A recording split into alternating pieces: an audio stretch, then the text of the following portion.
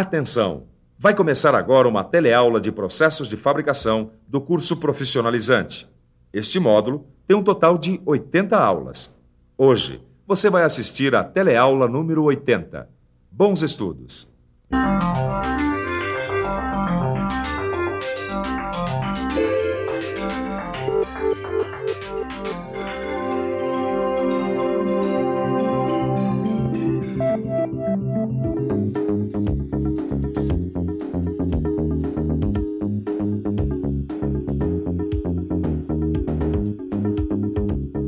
Numa empresa, para que a organização atinja os seus objetivos, cada funcionário ou colaborador deve ter consciência de que uma parcela do sucesso dessa empresa depende do grau e da qualidade do seu envolvimento no processo produtivo.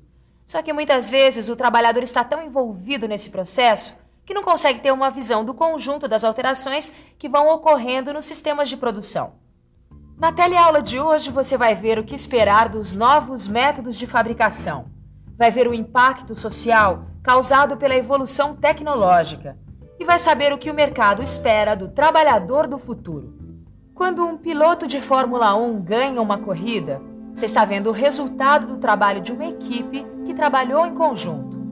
Numa parada de boxe, por exemplo, cada profissional faz a sua parte com a maior eficiência possível para que o piloto ganhe alguns milésimos de segundo, preciosos para o resultado final. Se você comparar uma equipe de Fórmula 1 com uma empresa, vai perceber que as duas funcionam como um sistema produtivo. Se prestar atenção na teleaula de hoje, vai conseguir analisar as tendências e perspectivas de utilização dos processos de fabricação tradicional e avançados nessa virada do século. Então fique atento que a nossa teleaula está começando. E aí, Tito? Ô, Caio. Problemas com a Lima? Que nada, eu tava pensando como uma ferramenta tão antiga ainda pode ser tão usada nos dias de hoje. Sabe o que o Silvio estava me dizendo? Que com o aparecimento dessas máquinas de eletroerosão, as limas iam virar peças de museu. Que nada, isso não aconteceu não. As limas ainda são muito usadas para tirar rebarba e até no ajuste do próprio eletrodo que é utilizado na eletroerosão. Sabe o que eu fico pensando? Se ainda há futuro para esses métodos tradicionais de fabricação. Se eu quiser pintar a parede da minha casa com uma cor bem diferente, essa máquina aqui obtém a cor que eu quiser. Olha só a variedade de cores. Assim ficou bem mais fácil inventar uma cor nova. É um avanço e tanto na tecnologia. Mas nem todos os pintores preferem este método moderno de misturar tintas. Alguns ainda preferem usar o método tradicional. Este é um exemplo de como nem sempre a tecnologia substitui os métodos tradicionais. Isso fica mais claro na indústria de metal mecânica. Alguns instrumentos, como as limas, por exemplo, têm pouco a evoluir e não podem competir em precisão com as máquinas mais modernas. Mesmo assim, são instrumentos que continuarão a ser utilizados juntos com os métodos avançados de produção. Quando nós falamos em métodos avançados de produção, podemos citar, por exemplo, o torno CNC. E os princípios básicos de uma máquina moderna como ele são parecidos com os princípios do torno tradicional. Oi, se você tivesse que trabalhar num torno CNC, você conseguiria? Acho que não. Por quê? Eu já vi como funciona, mas não consigo trabalhar nele. Se você tiver que trabalhar num torno convencional, como é que você vai fazer? É fácil, porque para operar uma máquina como essa aqui, eu tive que aprender todas as operações que podem ser realizadas num torno convencional. Certo, obrigada. Quando a gente olha o trabalho dele, pode até pensar que é ficar só apertando botões, mas não é bem assim. Para fazer uma operação como essa, o operador precisa conhecer profundamente todos os processos básicos de usinagem em torno convencional. Bom, Caio, então essas máquinas mais novas, como o torno CNC, por exemplo, não vieram tirar o lugar das mais tradicionais, não é mesmo? Claro que não, Tito. Elas só vieram aperfeiçoar os métodos que já existem. O que vai acontecer é que os métodos tradicionais vão ser usados para serviços mais grosseiros e de produção em pequena escala. E pensar que até outro dia os métodos não tradicionais de usinagem só eram usados em casos especiais, quando o material era muito difícil de ser usinado. Sabe, Caio, eu acho que os métodos tradicionais eles não vão ser substituídos, e sim aperfeiçoados. Mas eu fico pensando, o que a gente pode esperar dos novos métodos de fabricação? Eu li uma reportagem, Tito, que falava sobre isso. A reportagem dizia que os métodos não tradicionais passaram a ser usados na indústria por causa da evolução tecnológica. que os tornou mais acessíveis graças à economia que eles proporcionavam em alguns casos. A reportagem dizia também que no futuro certas máquinas de comando numérico deverão estar reservadas preferencialmente para os trabalhos unitários. Elas vão ficar encarregadas da fabricação de protótipos, modelos e matrizes. A grande vantagem das máquinas de comando numérico é que elas podem usinar peças de diferentes perfis com uma simples troca de programa. As máquinas de eletroerosão poderão concorrer com as de comando numérico. A sua velocidade de remoção de material é menor, mas seu preço horário também é menor, que compensa as taxas mais baixas de remoção de material. Além disso, com a eletroerosão, a peça fica com uma forma bem definida. Isso representa economia de tempo de ajuste numa operação de montagem. Já as máquinas de usinagem eletroquímica poderão ser reservadas para os trabalhos repetitivos e de média precisão. Pô, Caio, essa reportagem te ensinou um bocado de coisa, né? Depois eu trago lá para você ler. Tá. Mas a reportagem fala uma outra coisa também muito legal. Sim. É que as empresas começaram a se preocupar também com uma outra coisa muito importante, que é bom a gente ficar por dentro.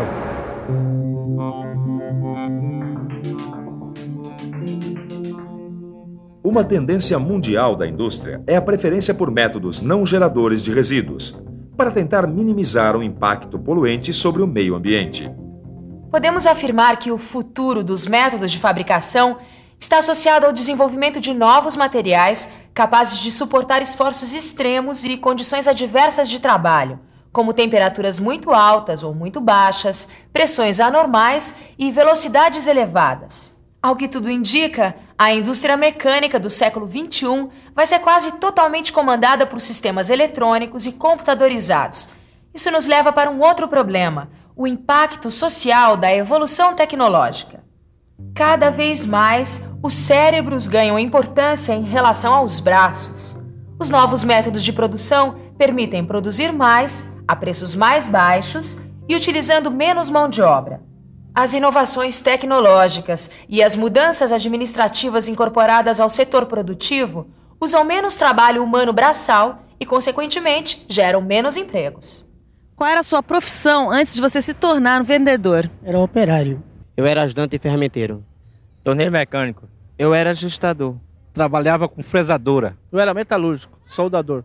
Eu era eletricista numa metalúrgica. O desemprego é um dos mais graves problemas mundiais. Segundo a Organização Internacional do Trabalho, cerca de 900 milhões de pessoas na faixa da população economicamente ativa estão atualmente desempregadas ou subempregadas. O grande desafio do próximo século será conciliar o aumento da capacidade de produção com a capacidade de geração de trabalho. O mercado produtor é sustentado pelo mercado consumidor, que encolhe por causa da diminuição da oferta de trabalho e compromete o equilíbrio do sistema social. Caio, eu tô começando a ficar preocupado com esse papo aí, né? Até o final da teleaula eu acho que eu já perdi o meu emprego. Para que isso não aconteça, Tito, a gente tem que se manter atualizado. Alguns países, como o Japão, já estão fazendo o caminho inverso, voltando a substituir o trabalho dos robôs por trabalho humano. Assim, a robotização ficaria restrita aos trabalhos que pusessem em risco a saúde do trabalhador. Sabe, Caio, uma coisa legal dessas novas tecnologias é que elas não dependem mais da força muscular. Assim, as mulheres ganharam espaço para competir no mercado de trabalho com o homem. A cada dia a gente vê mais a participação feminina em áreas que antes eram dominadas exclusivamente pelos homens. Bom, com tudo que a gente viu até agora, Tito, eu tenho certeza de que a gente tem que ficar atualizado principalmente sobre as novas formas de organização do trabalho. Há quanto tempo você trabalha nessa empresa? 25 anos. Há mais de 22 anos. Há 16 anos. 13 anos. Alguns especialistas declaram que o emprego formal, com pessoas trabalhando numa mesma empresa durante anos e anos, desempenhando a mesma função, está com seus dias contados. Quem vai explicar isso melhor para a gente é o senhor Carlos Alberto, que é diretor de recursos humanos aqui dessa empresa. Por favor. Eu acredito que num futuro próximo, as pessoas trabalharão em projetos com começo, meio e fim. Uma vez terminado esse projeto, poderão participar de novos projetos na mesma empresa ou em outras empresas e, em alguns casos, poderão mesmo trabalhar em casa. Obrigada. Vamos ver, então, como vai ser o profissional do futuro. Para encarar o novo mercado hoje, Tito, o profissional tem que ser polivalente, ou seja, desempenhar várias funções diferentes. Tô ligado, é que nem o atleta de futebol dos times modernos, né? Todos têm que atacar e defender simultaneamente. Mas numa indústria isso pode ocasionar alguns problemas, Caio. Claro que não, Tito. Em algumas empresas, onde já existe a filosofia de qualidade assegurada, qualquer operador pode interromper a produção numa eventual falha do sistema, pesquisar e executar as formas de correção. No sistema TPM, que quer dizer manutenção produtiva total, a meta é a quebra zero. Nesse sistema, cada trabalhador é responsável pela conservação do equipamento que utiliza. Até a manutenção e limpeza? Até isso, Tito. Mas por manutenção, entenda pequenos reparos mecânicos ou elétricos, desde que treinados para isso. O profissional se sente valorizado e motivado a se atualizar continuamente. Bom, já entramos no mundo da multifuncionalidade e logo, logo, não vai mais ter trabalho para quem for treinado para fazer uma coisa só. Por causa do constante avanço tecnológico, o trabalhador tem que ter uma permanente disposição para aprender, Tito. Bom, Caio, então a gente está em sincronia com o mercado de trabalho, porque esta é a última teleaula do módulo de processos de fabricação. Daí? E daí que nesse módulo a gente não fez outra coisa senão aprender a se atualizar. Durante o módulo de processo de fabricação, a gente aprendeu um montão de coisas sobre fundição, laminação, trefilação, soldagem, torneamento, fresagem, retificação, corte com jato de água, com laser, repuxo e muitos outros métodos de fabricação. É mesmo, Tito. A gente aprendeu um bocado de coisa. Ainda bem que no futuro só vai ter trabalho para quem for capaz de aprender continuamente. E para aprender continuamente, o melhor mesmo é ficar de olho na nossa revisão. E atenção, se liga aí que é hora da revisão. Na teleaula de hoje, você viu que no futuro, os métodos tradicionais de fabricação continuarão sendo utilizados.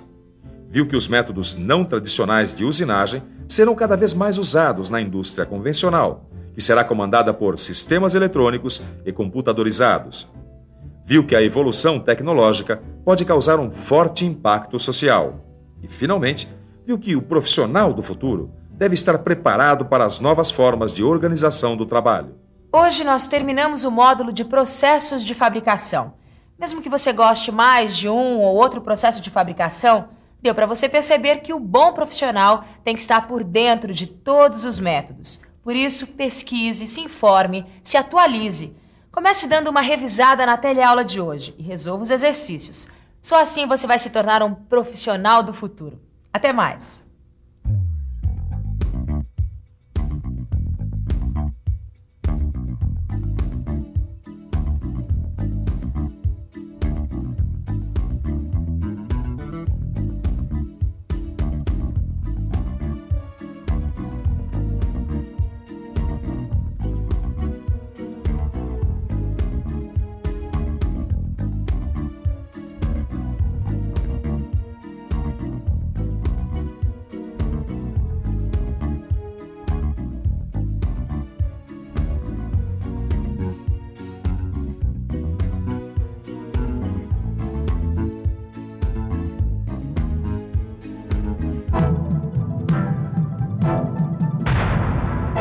Telecurso 2000, um programa de educação do Sistema Fiesp e da Fundação Roberto Marinho.